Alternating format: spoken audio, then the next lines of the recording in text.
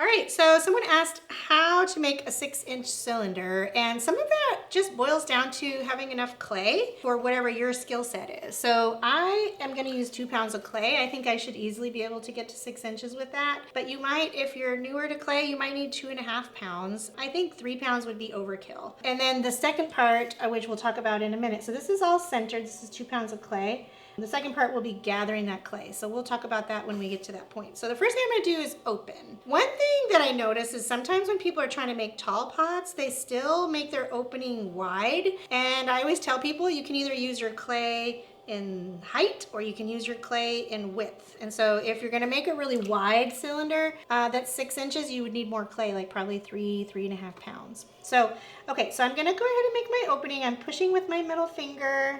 And I always open at an angle. It helps me keep it on center. You can actually see I'm pushing from here to here, but I'm leading with my finger point.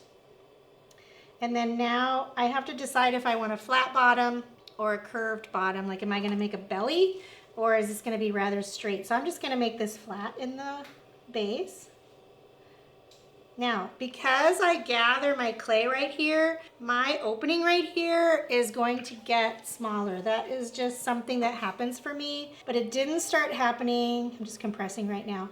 It didn't start happening until I got really good at gathering the clay down here. So if your base gets narrow every time you pull, you know that you're doing a really good gather. Okay, so if I'm making a cylinder, if I was making a bowl, I would not collar this, but because I'm making a cylinder, I am gonna collar. So I got the heels of my hands, I'm collaring in.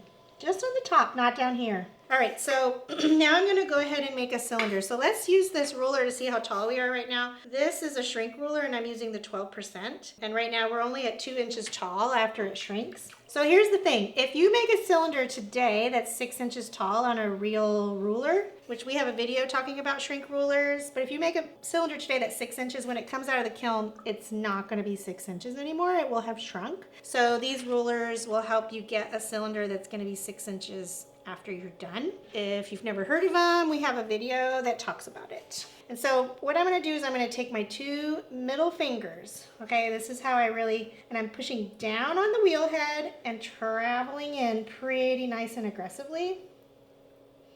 I'm gonna ease my pressure away.